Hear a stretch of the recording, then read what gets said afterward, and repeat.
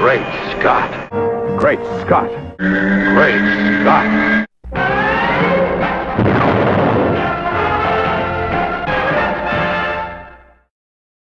Hello, all you Parker Posies out there, and welcome to another edition of Great Scott. I'm Scotty V, and thanks for watching.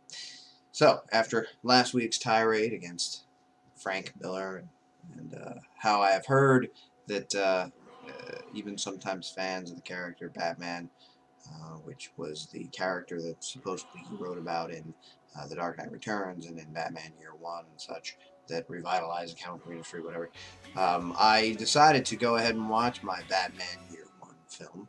So for all of you out there who tell me I hate Batman, and that's the reason I don't like the Nolan franchise, I must be a glutton for punishment, because if I hate Batman, I watch a number of Batman-related things. I loved the Batman '89 movie. I love the Adam West show for different reasons, of course. I made sure I rented the serials from back in the day, the black and white, where Batman falls down an elevator shaft and it looks like a dummy, like and you can tell it's not a person. And then in the next episode, someone saved him before he hit the floor or whatever it is. But I watched Batman Year One, and I thought it was fantastic. I have heard recently, again, just kind of bringing the point home from what I said last week.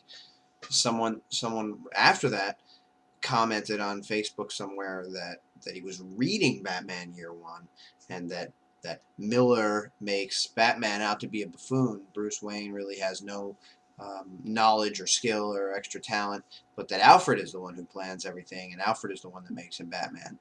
I don't know if that's true, but if it is, I could see that that's another point of contention among fans with the writings of Frank Miller. In the animated movie, that is not the case. Alfred's barely there. I mean, he has a couple of small scenes. He is Alfred, as Alfred has always been. He's the butler of Bruce Wayne. He shows up, he says a few things, he leaves. But Bruce in this movie is the one who creates it, is the one who does all the work, and is the one who is Batman, as we always have known him to be. And I thought that the movie had a lot of heart, and it was really good. Now, I know that Frank Miller didn't write this movie, but it is based upon a book that he did write, and I certainly enjoyed the movie, and had Nolan or whomever made a live-action movie in this vein, I would have been much different toward the Nolan franchise than I normally am. On another side of animation, the Cartoon Network suddenly pulled its DC lineup. Everybody was ready to watch it last week, and then it wasn't there. It was the weirdest thing. I've seen a lot of weird things in TV. The Lois and Clark series was supposed to go to a 5th season. It was meant to go to a 5th season. A few weeks before it went to that 5th season, the to be continued font was pulled from the final episode of season 4, which ended up being this final episode of the series.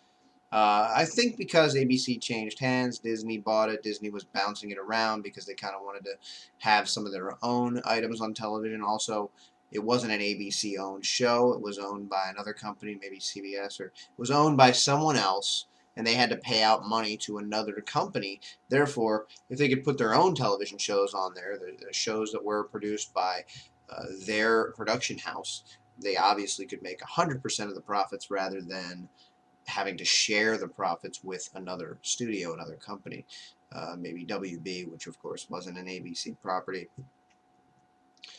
at the time. So this Young Justice thing, this Green Lantern, this whole DC Nation block being pulled out of the blue, the excuse is, surprise, DC Nation fans, it'll be back in January. That's not a good thing. I mean, they made it sound like, well, let's get excited. In January, we're going to be able to watch our shows again. How for their anniversary they decided to pull their shows. I don't understand. There's no correlation between your anniversary and whether or not a show should be on, or whether or not you should pull it at the last minute.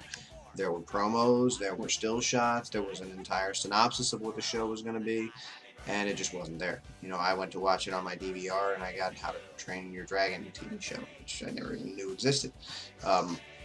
But it's still listed on my DVR as being Young Justice, as being the episode it was supposed to be. It's just not there. So the whole program was set. Everything was set. You know, the satellite or the cable or whatever it was that even knew that it was going to be on still thought it was going to be on. So it was odd, and I'm not sure what the real reason is. I don't know what the ratings are. Maybe they're not happy with the performance of the DC Nation block. But it was kind of crazy. And after having you know, many months off between seasons, and then it just coming back 2 weeks ago, now it's going to be off till January. So I think that something's going on.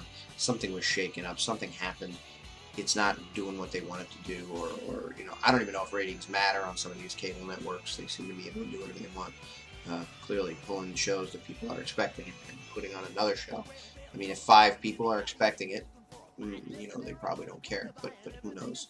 So I thought it was odd. So those are two different sides of some animated things I dealt with this week. And you know, let me know what you think. Talk to you later, and thanks for watching, everybody. Remember, scum, maybe, but even scum have families.